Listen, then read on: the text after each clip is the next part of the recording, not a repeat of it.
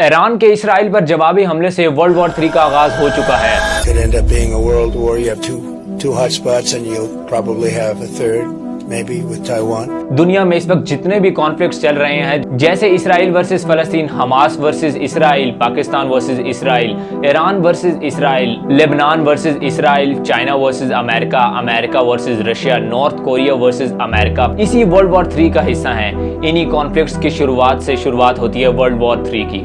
इन सारे कॉन्फ्लिक्ट्स में एक बात कॉमन है कि अगर इन कॉन्फ्लिक्ट्स वाले देशों को मिला दिया जाए तो ये दो गिरोह की शक्ल में नजर आएंगे। एक वो ग्रुप जो इसराइल की फेवर में है और दूसरा वो ग्रुप जो फलस्तीन की फेवर में है। अब मान लीजिए कि एक ग्रुप ए है और दूसरा ग्रुप बी है।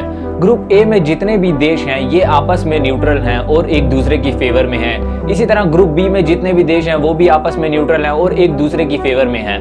अब दोनों ग्रुप्स में जितने भी देश हैं वो वर्ल्ड वॉर 3 में अपने अपने ग्रुप्स के देशों का साथ दे रहे हैं। We must act now and demand an immediate end to this bloodshed.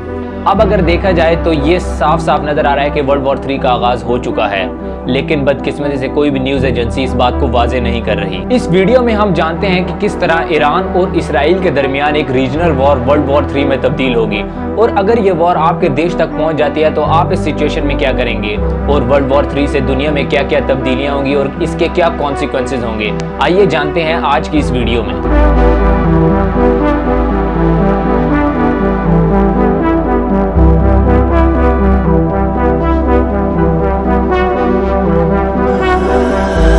अगर हमने ये मालूम करना है कि वर्ल्ड वॉर 3 में क्या क्या हो सकता है तो हमें थोड़ा पास्ट में जाकर वर्ल्ड वॉर 2 पर नजर डालनी होगी। वर्ल्ड वॉर 2 सितंबर 1939 को शुरू हुई। ये वॉर जर्मनी और पोलैंड के दरमियान एक रीजनल वॉर के तौर पर शुरू हुई और फिर तेजी से आग की तरह पूरे यूरोप पर फैल गई। जर्मनी और पोलैंड के दरमियान जंग से पहले भी यूरोप के बाहर कुछ दंगे चल रहे थे, जैसे 1937 में जापान ने चाइना पर हमला किया और फिर 1935 में इटली ने एथोपिया पर। मगर इसके अलावा भी कुछ ऐसी बड़ी जंगें थी जिन्होंने वर्ल्ड वॉर 2 को और मजबूत किया, जैसे सेकंड सीनो जापानीज वॉर और स्पेनिश सिविल वॉर। इन्हीं दंगों की वजह से शुरू होने वाली वर्ल्ड वॉर 2 पूरे 6 साल बाद जाकर रुकी। वर्ल्ड वॉर 2 तो 6 साल बाद रुक गई, मगर इससे होने वाली तबाही को लोग आज भी कहीं ना कहीं भुगत रहे हैं। पूरी दुनिया में 50 से 80 मिलियन लोग हलाक हुए, जो उस वक्त की पॉपुलेशन का 3% थे।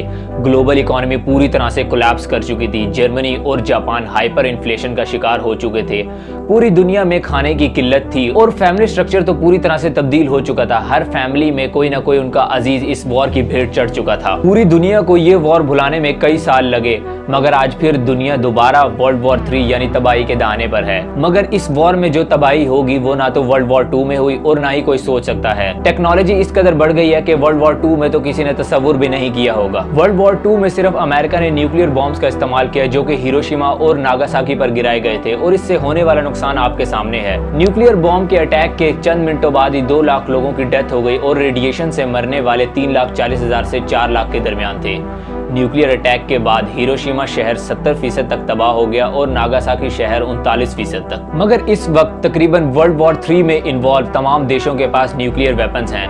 अगर ये सोचा जाए कि अगर न्यूक्लियर अटैक हुआ तो इन देशों का नाम ही दुनिया से मिट जाएगा, पूरी दुनिया का क्लाइमेट चेंज होकर रह जाएगा, पूरी दुनिया में radiation sickness, cancer, physical trauma फैल जाएगा, जिससे निकलने में शायद ही सदियां लगें। ये सारी बीमारियां उन छोटे देशों तक भी जाएंगी जिनका इन वॉर से कोई लेना देना भी नहीं है। वहां के लोग बेकसूर मारे जाएंगे और पूरी दुनिया में फूड की किल्लत खौफनाक हद तक बढ़ जाएगी। जिन जिन जगह न्यूक्लियर बॉम्ब गिरेंगे वहां कई सालों तक फूड की प्रोडक्शन नहीं हो सकेगी।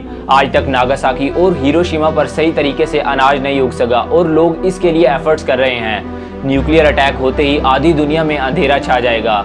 तमाम देशों का इलेक्ट्रिकल प्रोडक्शन सिस्टम नकारा हो जाएगा। तमाम देशों का आपस में कम्युनिकेशन खत्म हो जाएगा और इंटरनेट का तो सवाल ही पैदा नहीं होता।